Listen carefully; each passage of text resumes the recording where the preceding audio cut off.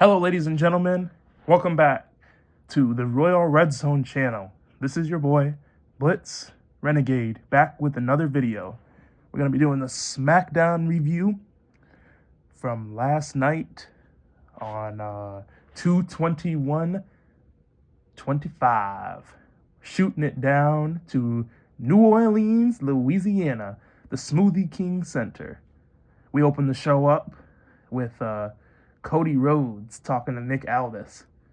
And Nick Aldis basically tells Cody Rhodes at the beginning of the show, you're out of the 6-man tag team match at the end of the night because The Rock wants to talk to you. Kind of goofy, kind of stupid, because this dude doesn't wrestle anyway, so why does he not need to be in the match? Who knows? But whatever. They just love not letting their talent do anything. They'd rather them just, walk around backstage and shake people's hands like Cody always does. He's the worst WWE champion ever. He does nothing. 7 title defenses in like a year, garbage. And everyone was crying about, oh, Roman doesn't defend and we need a defending champion. Well, neither does Cody. So nobody wants to hear that. First match of the night was Big Jimmy Uso, versus Drew the Cuck McIntyre. You guys already know who won this match. Big Jim. Drew McIntyre is garbage. He's a jobber. Everyone was acting as if when he came back, because he was shredded and all this other stuff, he was going to be some beast mode king, and no, he's garbage. He was trying to hit, after the match was over, after he lost again, he was trying to hit the Claymore on Big Jim to the, you know how they call it the steel corner or whatever? The steel post, that's what it is, the steel post. He was trying to hit the Claymore to him after the match was over. And like usual, security comes out and saves Big Jim. And this is a funny thing. I was literally on the phone with one of my friends. I was watching, because I was working last night again. So I was literally on the phone with one of my buddies. And we were talking, and I was like telling him, like, so Drew McIntyre is attacking Big Jim right now. And as Drew's walking up the aisle, I'm like, you already know they're setting it up for Drew to go back and shove the security and then go still beat up Big Jim. And right as I said that, he starts running down the aisleway, and he comes in the ring and he clays more Drew McIntyre. The funny thing is that the security that they have to protect the talent and like stop the talent from doing stuff, it's like they're like regular people. They're like regular sized people. They make like Carmelo Hayes and all those guys look big. So it's like not even believable. I hate that. Like, if you're gonna have wrestlers and stuff, have the security be big too, so that it's like believable. Have the security be like former wrestlers or something, retired wrestlers. So I don't know. It just isn't believable when you have guys who are like 5'6", trying to stop dudes who are 6'2", 6'3", 200 pounds. Like, I don't. It's just dumb.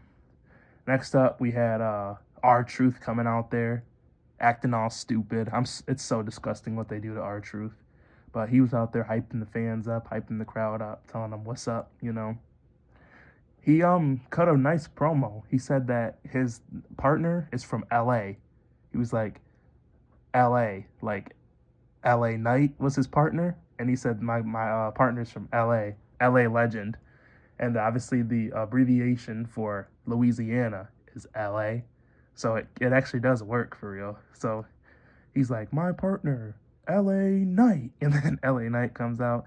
And I think he gave him like, I don't know what that sandwich was that he gave him, but maybe he gave him some type of sandwich. And then he ate the sandwich as he walked down to the ring.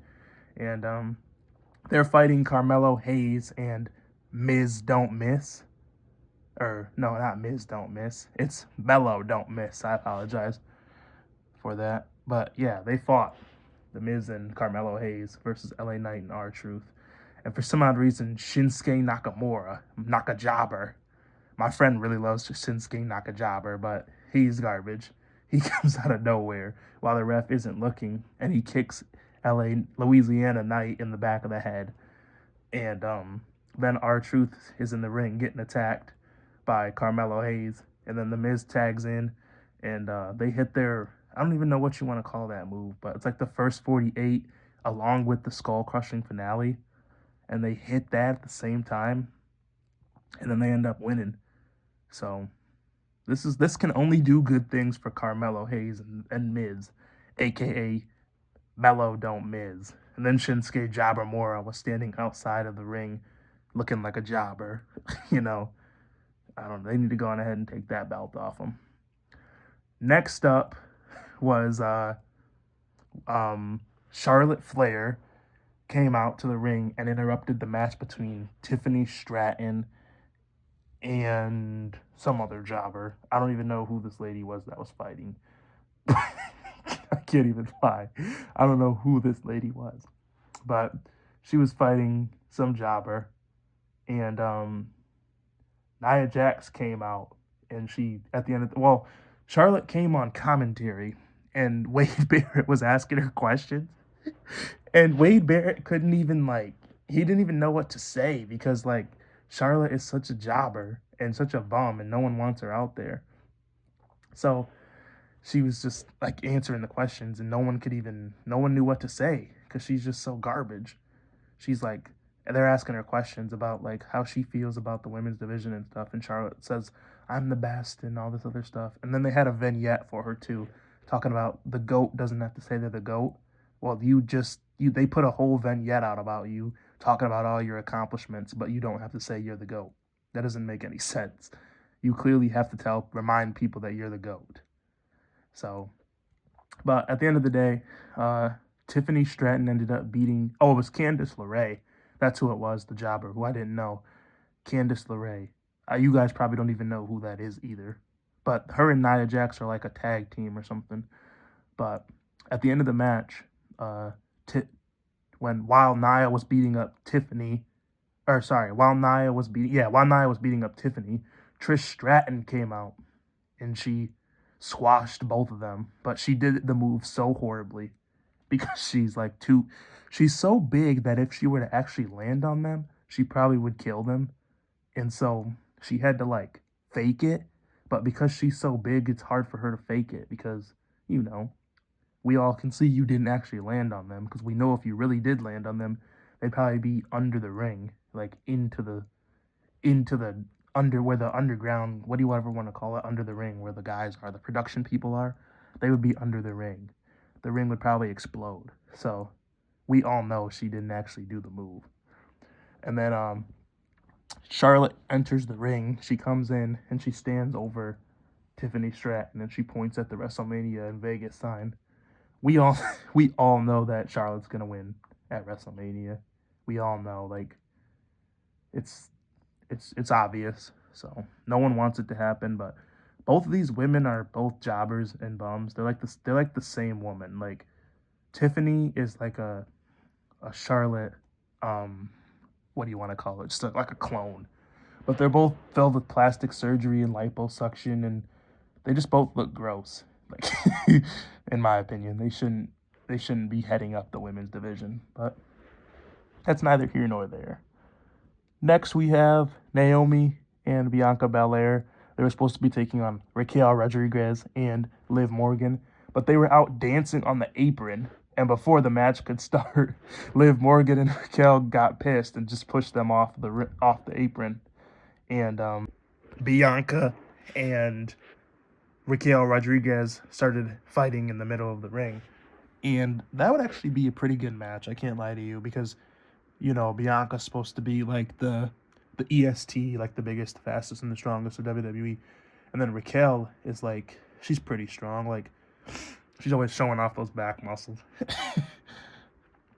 Even though we all know she's a jobber. But I feel like that would be a good WrestleMania match, Bianca Belair versus Raquel Rodriguez. But we all know it's probably going to be Liv and Raquel versus Naomi. Actually, no. Raquel Rodriguez and Jade Cargill would be a really good match, actually. They should be the top of the card.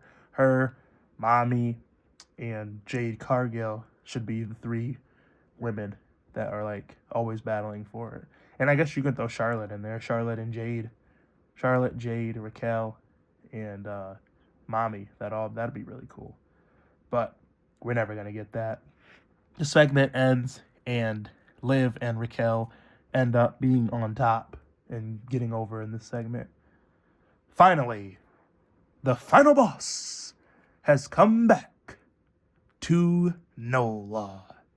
The Rock comes out with some goofy Bourbon Street music, and nobody's like into it because they don't know that, like, they hear the "if you smell," and then it's like Bourbon Street music. It was kind of goofy, but it was obviously trying to, be happy for NOLA and let them. So basically, The Rock just comes out there. Everyone was acting like The Rock's he's about to go crazy. He's gonna do something. All this dude did was just come out and tell the people that he was gonna be WrestleMania in 2026 is gonna be coming to New Orleans. Nobody. Listen, I could have told you guys this. The past 3 WrestleManias have just followed the Super Bowl. I don't understand why people act as if it's some big deal. Like, it's the Super Bowl. The Super Bowl was in LA. They had WrestleMania in LA. The Super Bowl was just in Vegas. Now they're gonna do it in Vegas. The only one that wasn't was last year. Last year the Super Bowl was in not last year, when the Eagles played the Chiefs the first time. That one was in Arizona. I don't think WWE went to Arizona for that WrestleMania. So, yeah, it is not. It obviously, the theme sometimes changes, but the last 3 Super Bowls and WrestleManias, it has followed. Not 2020, obviously, but you know what I mean. Not 2020. I'm sorry, not WrestleMania 40, but you know what I mean. So The Rock goes out there and he freaking cuts the promo about how WrestleMania will be in NOLA, and then he calls out the worst champion of all time, Cody Rhodes, and he turns into Dwayne Diddy Johnson, and he's like, "Cody, I need something from you. I want you to be my champion. I want your soul." And he's like, "Go home and talk about it with your wife, and cuddle your kid, his daughter, and cuddle your kids, and I'm gonna cuddle my kids, and I'm gonna talk to you, and I'm gonna come back at Elimination Chamber and ask you this same question: can I have your soul? Can I have your Diddy hole?" Which is just so stupid. The Rock is a bomb. WWE has made everyone out here just all about respect and glazing and, trying to just jack off each other and circle jerk. And it's quite annoying. Like, no one. Okay, I was talking to my friend the other day about this. Before I move on with this garbage show, I was telling him that everyone already knows this. WWE is fake. It's a fake sport. It's a TV show, and it's already hard enough to try to suspend your belief that they actually hate each other. When you don't build stories and you just have them go out there and fight based off of respect and love, nobody wants to watch that. Nobody can get behind that. Because I love you and you're my friend is why we should go out there and fight? Really? Really? Because I love you and you're my friend, we're going to go out there and we're going to have a fight. And then after the match is over, after we just put each other through hell, oh yeah, shake my hand. Oh, actually, shake my hand because I love you and I respect you. And speaking of that, I need to speak on Kevin Owens responding to Sami Zayn. Kevin Owens responded to Sami Zayn, and he said, he showed up outside of his house and basically told him that you're selfish for what you're about to do to your family. And I feel like that's the only intriguing story because that's the only thing that they're actually like working. It's almost as if Triple H can't do like more than one story at once. He has to like focus on one really big story and then everything else just gets pushed to the side. I know you guys heard about the talent, the men, Gunther, Cody Rhodes, and the women were all pissed because they don't know what they are. They don't know what to do. They go out there and nobody knows what they are. They don't know if they're face. They don't know if they're heel. They don't know who they should be beefing with, and it doesn't even make sense. And so it's just like, Triple H, Hunter, you don't know what you're doing. Hunter, if you don't know what you're doing, stop glazing yourself and saying you do and acting like the WWE is doing record numbers when no one even knows what those numbers sometimes even mean. It's just stupid. Next up, we had Pretty Zesty versus the DIY, one of the most two garbage tag teams. And I'm so glad that this sorry match got interrupted. Johnny Gargano and Tommaso Ciampa literally looks like some old man. Like, why are you out there with that long gray beard? So they come out there and they interrupt the match. They push the hell out of one of the pretty deadly dudes. They push him off the turnbuckle and shove him on the ground. And they were beating these dudes down. And then while they were beating them down, the Motor City Machine Bums really thought they were going to come out there and stop somebody from really. Okay, if I'm getting attacked by two big black dudes and I see the Motor City Machine Guns, like maybe 5'6" at best, dudes come out here and thinking that they're gonna help me from getting beat. Come on now, I would rather you send women out there than the Motor City Machine Bums. Are you serious? Lastly, the tag team match between Braun Strowman and Damian Priest versus Solo Sikoa and Jacob Fatu. That match was garbage. Basically, all that happened was Solo got kicked in the head by Jacob Fatu. Jacob basically said he did it on purpose. And then Damian Priest hit him with the South of Heaven chokeslam, and they ended up winning.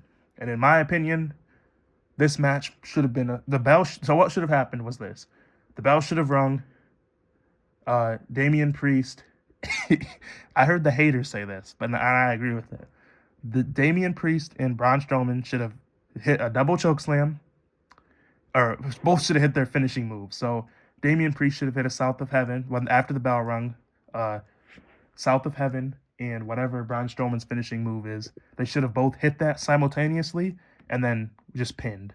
The match should have just been over right there, because they're not to be taken seriously. Solo Sikoa beating John Cena at Fastlane. I was at that match. He beat John Cena at Fastlane, and then he went on to lose 50 consecutive matches. And we're supposed to believe this guy was going to ever beat Cody Rhodes for the WWE Heavyweight Championship. Get out of my face. Get out of my sight. Do not speak to me with that type of nonsense. This SmackDown episode gets like a 2.5. Gets a 2.5 because The Rock came. All because The Rock was there in attendance.